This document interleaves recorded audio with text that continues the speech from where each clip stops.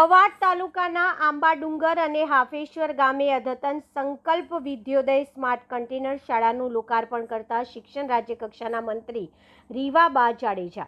નમસ્કાર દર્શક મિત્રો, આપ જોઈ રહ્યા છો વોઇસ લાઇન છોટાઉદેપુર। છોટાઉદેપુર જિલ્લાના અંતરિયાળ અને દુર્ગમ ગણાતા કવાંટ તાલુકામાં શિક્ષણના શુદ્ધિકરણ અને છેવાડાના બાળકોને ગુણવત્તાસભર શિક્ષણ મળી રહે તે માટે મહત્વપૂર્ણ પગલું ભરવામાં આવ્યું હતું। પ્રાથમિક, માધ્યમિક અને પ્રૌઢ શિક્ષણ રાજ્યકક્ષાના મંત્રી રીવાબા જાડેજાના વરદ હસ્તે કવાંટ તાલુકાના આંબાડુંગર ગામની માણુકકલા ફળિયા પ્રાથમિક શાળા અને હાફેશ્વર ગામની આમલાપાણી પ્રાથમિક શાળા ખાતે આધુનિક સુવિધાઓથી સજ્જ સંકલ્પ વિદ્યોદય કન્ટેનર સ્માર્ટ શાળાનું લોકાર્પણ કરવામાં આવ્યું હતું। સંકલ્પ વિદ્યોદય અંતર્ગત તૈયાર કરાયેલી સ્માર્ટ શાળામાં ડિજિટલ લર્નિંગ, આધુનિક વર્ગખંડ, ગુણવત્તાસભર બેસવાની વ્યવસ્થા, વીજળી, સ્વચ્છતા અને વિદ્યાર્થીઓને અનુકૂળ શિક્ષણનું વાતાવરણ ઉપલબ્ધ કરાવવામાં આવ્યું હતું। હવે પહાડી અને અંતરિયાળ વિસ્તારોના બાળકોને પણ શહેરોની સમકક્ષ શિક્ષણ સુવિધાનો લાભ મળશે। જિલ્લા વહીવટી તંત્રની આ પહેલ માત્ર શાળા નિર્માણ પૂરતી મર્યાદિત નથી, પરંતુ આદિવાસી બાળકોના જીવનમાં શિક્ષણ દ્વારા નવા અવસરો અને નવી આશાઓનું દ્વાર ખોલનારી ઐતિહાસિક શરૂઆત સાબિત થઈ રહી છે। આ પ્રસંગે ધારાસભ્ય જયંતિભાઈ રાઠવા, જિલ્લા કલેક્ટર ગાર્ગી જૈન, પૂર્વ સાંસદ ગીતાબેન રાઠવા, સ્થાનિક પદાધિકારી, શિક્ષણ વિભાગના અધિકારીઓ, શાળાના શિક્ષકો, ગ્રામજનો તેમજ મોટી સંખ્યામાં વિદ્યાર્થીઓ ઉપસ્થિત રહ્યા હતા। Bureau report Virendrasinh Desai, Bodeli, Chhota Udepur. આજરોજ છોટાઉદેપુરના કવાંટ તાલુકાના એવા અંતરિયાળ ગામો છે કે જ્યાં શિક્ષણ વિભાગ દ્વારા, જિલ્લા વહીવટી પ્રશાસન દ્વારા ખૂબ જ ઉમદા કામગીરી થઈ રહી છે અને છેવાડાના વિસ્તાર સુધી પહોંચી અને ગુજરાતનું કોઈ પણ બાળક જે છે એ શિક્ષણથી વંચિત ના રહી જાય એના માટે સતત ગુજરાત સરકાર આદરણીય મુખ્યમંત્રી શ્રી ભૂપેન્દ્રભાઈ પટેલ સાહેબના નેતૃત્વમાં કાર્યરત છે, શિક્ષણ વિભાગ કાર્યરત છે। ત્યારે હું સૌપ્રથમ તો વિસ્તારના ધારાસભ્યશ્રી,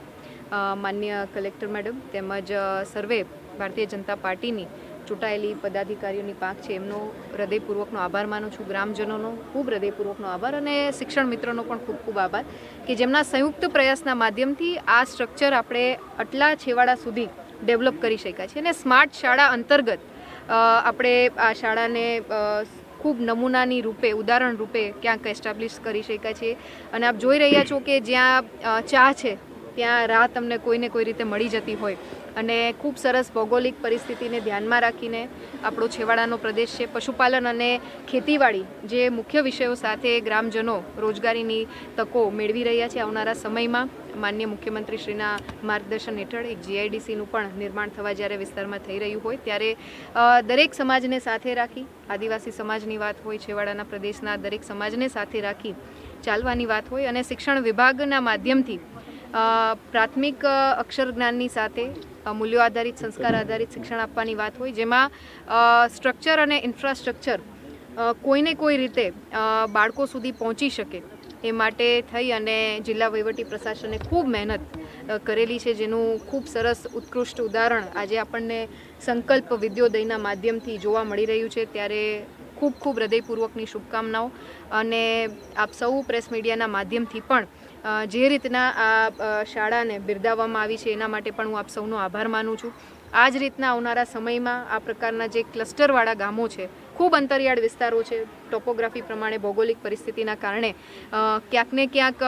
પ્રોપર સ્ટ્રક્ચર, ઇન્ફ્રાસ્ટ્રક્ચર જે ડેવલપ કરવું છે કઠિન થતું હોય, ત્યાં બાળકોનું ભવિષ્ય છે એ શિક્ષણના માધ્યમથી આગળ વધારી શકાય એ માટે થઈને આ નવો કન્સેપ્ટ જ્યારે અમલીકરણ થયો છે ત્યારે પુનઃ હું સૌનો હૃદયપૂર્વકનો આભાર માનું છું। મેડમ, કવાંટથી 5 કિલોમીટર દૂર સૈડીવાસન ગામની અંદર ગટોલ ફળિયા પ્રાથમિક શાળા, જે અત્યારે ગામ લોકોએ પોતાના ખર્ચે શેડ બનાવી અને ત્યાં અભ્યાસ કરવામાં આવે છે। છેલ્લા 4 વર્ષથી શાળા તોડી નાખવામાં આવી, હજુ શાળા બની નથી ને ટૂંક જ સમયમાં એ શાળાને પણ આપણે કેટર કરીશું અને આવનારા સમયમાં ત્યાં પણ ઇન્ફ્રાસ્ટ્રક્ચરનું આ જ રીતનું ડેવલપમેન્ટ થાય અને બાળકો સુનિશ્ચિત વાતાવરણમાં અભ્યાસ કરી શકે એ માટે અમે કટિબદ્ધ છીએ। અહીંયા શિક્ષકોની પણ બહુ મોટી ઘટ દેખાય, એ તો ટૂંક જ સમયમાં પૂરી કરીશું। બેન, સૌથી મોટો પ્રશ્ન એ છે કે જિલ્લામાં જે પ્રકારે ઓરડાઓની મંજૂરી આપવામાં આવે છે તે ગાંધીનગરથી આપવામાં આવે છે અને ટેન્ડર પ્રક્રિયા પણ ગાંધીનગરથી થતી હોય છે અને જે કોન્ટ્રાક્ટર હોય છે તે બહારના હોય છે। સ્થાનિક સ્તરે જો આ જે કોન્ટ્રાક્ટની કામગીરી આપવામાં આવે અને સ્થાનિક કોન્ટ્રાક્ટરોને કામગીરી આપવામાં આવે, આ બાબતે સ્થાનિક ધારાસભ્યો હોય, સાંસદ સભ્યો હોય, તમામે રજૂઆત કરી છે, તો આગામી દિવસોમાં શું આના માટે કાર્ય? ચોક્કસ જે રીતના નીતિ વિષયક નિર્ણયો છે બધા પ્રકારના પેરામીટર્સને ધ્યાનમાં રાખીને ક્વોલિટી સાથે કોમ્પ્રોમાઇઝ ના થાય એ બાબત પણ સુનિશ્ચિત કરી અને આવનારા સમયમાં આ બાબત વિશે ચોક્કસ વિચારવામાં આવશે. Thank you.